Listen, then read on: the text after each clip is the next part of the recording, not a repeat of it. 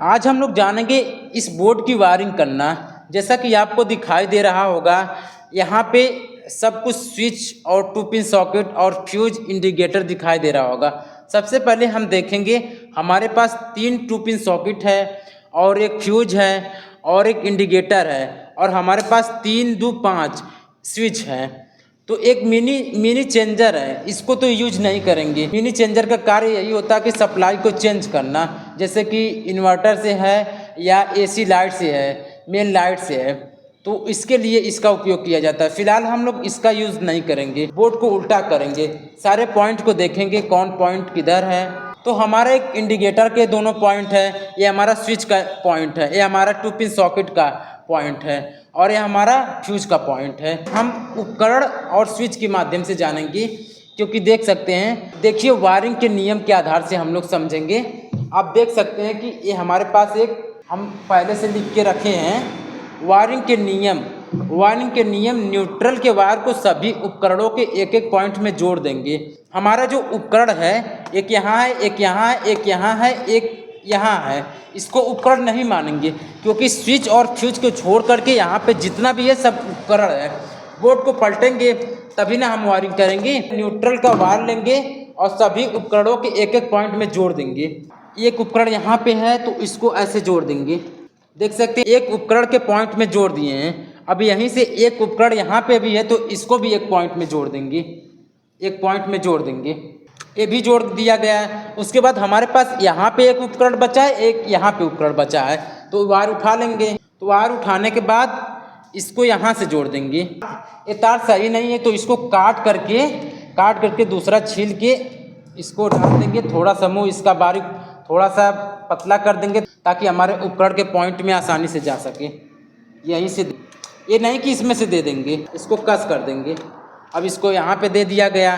अब ये उपकरण के पॉइंट में यहाँ पे दे देंगे, चाहे इसमें दीजिए चाहे इसमें दे दीजिए, बात वही रहेगी। पॉइंट का स्क्रू कस देंगे। अब सभी उपकरण को एक एक पॉइंट मिल गया है, क्योंकि हमारा इंडिकेटर भी तो एक प्रकार से उपकरण माना जाएगा। इसको यहाँ से दे देंगे, इसको टेस्टर द्वारा कस कर लेंगे। अब दूसरा नियम क्या कह रहा है, फेस के वायर को स्विच के नीचे वाले पॉइंट में जोड़ देंगे। फेस का वायर उठाने के बाद हम पहले फ्यूज को इन कराएंगे। फेस का वायर सबसे पहले हम यहाँ पे जोड़ेंगे। फ्यूज का कार्य यही होता है कि जब बोर्ड पर अत्यधिक लोड पड़े या कहीं शॉर्ट सर्किट हो रही तो अपने आप फ्यूज के अंदर का वायर कट हो जाएगा या जल जाएगा।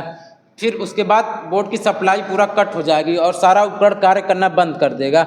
और देखिए फ्यूज को इन कराए हैं, अब यहीं से हम आउट करा देंगे, क्योंकि इसके बीचों में तार है ना अंदर में, तभी यहाँ से आउट करा के स्विच के नीचे वाले पॉइंट में जोड़ेंगे। यहाँ पे देखिए हम यहाँ से इन कराए हैं, तो आउट करा करके यहाँ से इसको थोड़ा सा आउट करा करके इसका स्क्रू टेस्टर द्वारा कस कर देंगे। अब इसको फ्यूज को भी मिल गया है सप्लाई। अब इसको यहाँ से डायरेक्ट जोड़ देंगे, क्योंकि हम स्विच के नीचे वाले पॉइंट में जोड़ेंगे। देखिए स्विच का नीचे वाला पॉइंट यही है, स्विच इधर ही है ना, स्विच का नीचे वाला पॉइंट इधर है, तो हम इधर ही जोड़ेंगे। देख सकते हैं पहले स्विच के पॉइंट का स्क्रू ढीला करेंगे, दिमाग का स्क्रू ढीला नहीं करेंगे, स्विच का स्क्रू ढीला करेंगे। इसको कस कर दिए हैं और हम पहले से ही स्विच के नीचे वाले पॉइंट में तार लगाए थे ताकि समय ना बर्बाद हो। देख सकते हैं आप धीरे से, यहाँ पे देखिए थोड़ा सा महीन तार लगाएं ताकि स्विच के पॉइंट में नीचे वाले पॉइंट से सीरियल बाई से होते हुए चला जाए। अब हमारा तीनों स्विच में सप्लाई चली गई है नीचे वाले पॉइंट में। अब हमारे पास 2 स्विच है, 2 स्विच है, तो दोनों स्विच के सप्लाई में यहाँ से देंगे ना। इसको कस कर दिए, अब इसको स्विच के इस वाले पॉइंट में कस कर देंगे। इसको हम यहाँ से दे देंगे। बचा हमारा एक स्विच, इसको भी तो देंगे ना स्विच के नीचे वाले पॉइंट में, नहीं तो ये नाराज हो जाएगा ना। अब यहीं से डार्ट दे देंगे। तार छोटा पड़ रहा है तो थोड़ा सा हम बड़ा तार लेंगे। यहीं से पॉइंट के स्क्रू को ढीला करेंगे, थोड़ा सा ऐसे करेंगे, गियर लगाएंगे, गियर लगा करके स्विच के नीचे वाले पॉइंट में इसको भी दे देंगे ताकि ये भी खुश हो, इसका भी रोजी रोटी चले। इतना हो गया। अब हमारा अभी इनकम्प्लीटेड है, अभी हमारी वायरिंग कंप्लीट नहीं हुई है। अब हम आपको तीसरा नियम दिखाएंगे। बचे हुए उपकरण का पॉइंट स्विच के ऊपर वाले पॉइंट से जोड़ देंगे। हमारा बचा हुआ उपकरण का पॉइंट कहाँ पे है बताइए। यहाँ पे है एक उपकरण का पॉइंट बचा हुआ, यहाँ पे है, यहाँ पे है और यहाँ पे है। अब देखिए स्विच के ऊपर वाले पॉइंट से इससे ये चलाएंगे, इसको इतना तो हो गया। अब 2 पिन सॉकेट में भी लगा देंगे, इतना तो हमारा हो गया। एक स्विच से और 2 पिन सॉकेट से इसका मामला भिड़ा दिए हैं। अब इसको भी इससे चलाएंगे, स्विच के ऊपर वाले पॉइंट से और उपकरण का बचा हुआ पॉइंट यानी कि 2 पिन सॉकेट के पॉइंट से जोड़ देंगे। इसको हम कस लिए हैं। अब इसका पॉइंट का स्क्रू ढीला करेंगे ना। हमारा दोनों उपकरण दोनों स्विच के साथ कंप्लीट हो गया है।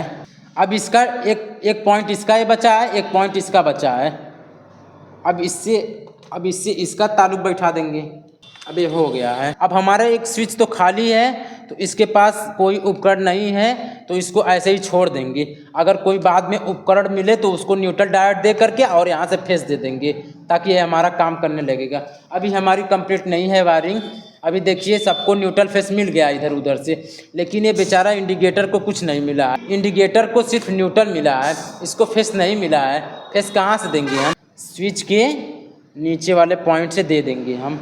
इसके बाद फेस हम यहाँ पे दे दिए हैं ताकि बोर्ड में जब डायरेक्ट सप्लाई आए तो इंडिकेटर तुरंत जले। बाकी जब फ्यूज उड़ जाए तो यहाँ से पूरा सप्लाई कट हो जाएगी, इंडिकेटर की भी सप्लाई कट हो जाएगी।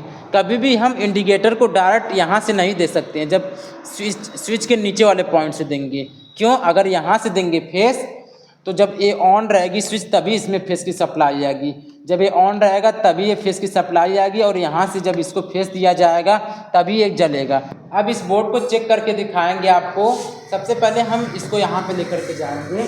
ये हमारा बोर्ड है जो हम वायरिंग करके आपको बता रहे थे। तो इसके बाद हमारे पास 2 वायर हैं, आप देख सकते हैं हमारे पास 2 वायर हैं। फेस वाला जो फ्यूज का वायर है, फेस को ऐसे जोड़ेंगे। इस फ्यूज का जो वायर है जो हम सप्लाई इन कराए थे इसको बाहर से जोड़ लेंगे। उसके बाद न्यूट्रल का वायर जो है हम इसमें यहाँ पे देंगे। देखिए कटा हुआ तार है तो हम चाहे इधर से दे सकते हैं, चाहे इधर से दे सकते हैं, चाहे इधर से दे सकते हैं, तो काम तो वही रहेगा। तो हम इधर से दे रहे हैं। ये हमारा दोनों वायर है। अब इसको बोर्ड में लगाएंगे, इसको यहाँ से ऑन कर देंगे। इसका सप्लाई हिल गया है इसकी वजह से। तो एक चीज बोर्ड की वायरिंग अगर आपको नहीं समझ में आया है तो एक आध दो बार और देख लीजिए। वीडियो में बने रहने के लिए धन्यवाद।